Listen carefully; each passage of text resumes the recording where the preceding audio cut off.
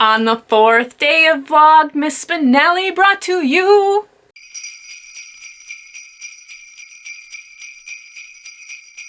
another book review. That's right. Today on the, fourth day of Vlogmas, I'm bringing you another book review. And this time it is from an author that you may be familiar with. This is going to be a review of his book today. So Charles Heathcote, a fellow booktuber here on the interwebs, has written another book. If you're familiar with Charlie, you know that he has another series called the Doris series, which I have heard really great things about, and I am very much looking forward to diving into that one next. Today, I'm going to be doing a book review of An Heir to Murder, which I do believe is the beginning of his next series. Now, this book is a little bit different than the Doris series, as this is a cozy mystery. However, you might just find that Doris is mentioned in this one, which is really cool. I love when authors intermingle their characters between series. So that was a really nice additive. Now, what is this about? I'm going to go ahead and read the back of the book for the summary, and then I'll kind of elaborate. Oh, who am I kidding? I can't read with these things on. Much better. Okay, so this is Alice Valentine has lost her job. Her auntie is dead and she's just discovered she owns a cottage in Partridge Mews. The last thing she needs is murder on her doorstep. When a retired detective is killed, Alice finds herself embroiled in the investigation. She is aided by Marmaduke Featherstone, a friend of the victim and all-around ragamuffin, with enough skeletons in his closet to make a graveyard jealous. As the bodies begin to pile up, Alice and Marmaduke investigate. They discover a link to an unsolved murder, and that has haunted the town for decades.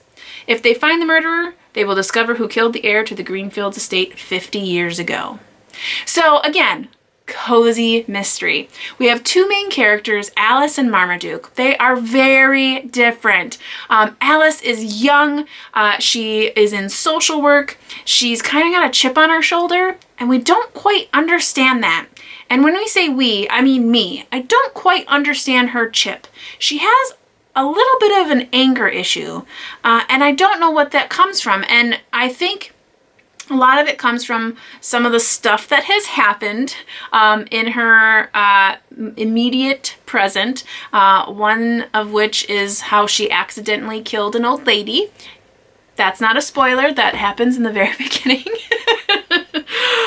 But also that she's lost her dear aunt and she's not really sitting with it well. It brings up a lot of really great memories. She really, really liked her aunt, loved her aunt, obviously, and it's kind of brought up a little bit of emotion for her. She has great parents, and she's trying to get her way in life and kind of go from there. And a lot of crazy things happen surrounding murder. And she gets herself in the middle of it, which you wouldn't have thought with a woman of her age and place, but she dives right in with the help of Marmaduke, who is the total opposite. He's older, he's retired, he is a curmudgeon, he likes his own things the way that they are. He's super dirty, doesn't really clean up after himself much.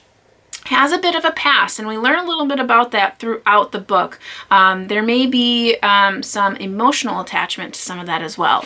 Now, there are a ton of other characters. Like I mentioned, her parents, there's all of the people of the town. It is a very smallish town. It really reminded me of a good Agatha Raisin, and then Agatha Christie as well. Every cozy mystery, I feel like, just kind of reminds me, puts that in puts me in that state of mind. What I will say, for us here in the United States who are not familiar with UK pop culture, shows, that kind of thing, there are a few things mentioned in the book that it just went right over my head. Now, is that to deter you from reading this? Absolutely not. When at one point there was newscasters mentioned by name, and I think that's to stir up a certain idea because these newscasters must be very prevalent in the area, and that's okay. I just immediately was like, oh, it's like Barbara Walters, and I just moved on. And then there's a couple of other pieces, some of which I got and some of which I didn't, and that's okay.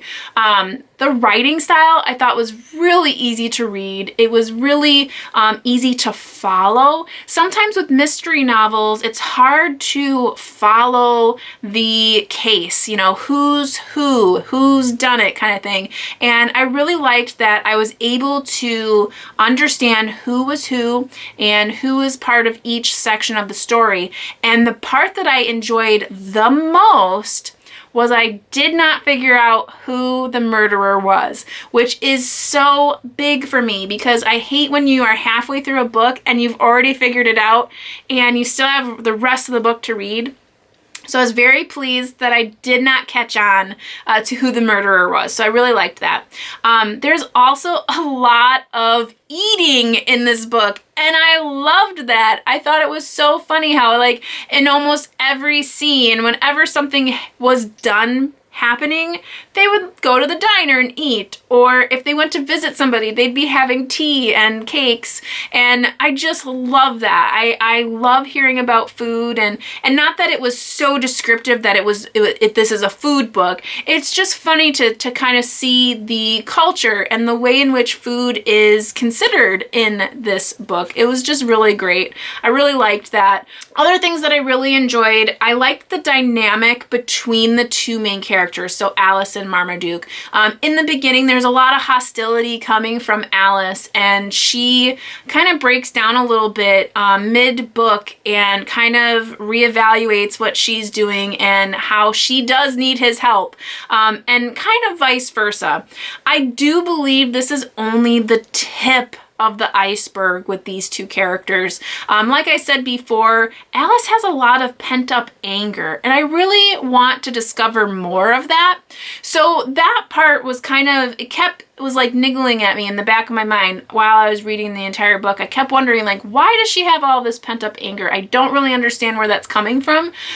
So I am really excited to continue on in this series once the series does continue, because I feel like this was the introduction to a lot of great stories with these two characters. I feel like we're going to see them grow. We're going to see them, you know, learn and solve more mysteries. So I'm very excited. I certainly enjoyed it, and I want to read more. And I feel like I'm going to enjoy each book more as I get farther along in the series. So very, very happy for that. So thank you so much, Charlie, for putting your work out there and sharing it with all of us and keeping us reading. So I am so thankful. So that's all I have for today. That is my review of Charles Heathcote's An Heir to Murder. I'm super excited to see the rest of the series, and I am very excited to hop on the Doris train and learn more about that character, because I have a feeling that she gets into some real pickles, and I would like to know more. If you are not already following Charlie, make sure you check out that description. If you're not already following me, hit that subscribe button and the notification bell. And until tomorrow, I hope you all are reading something great, taking care, and staying safe. You know how it goes. Happy reading. Bye!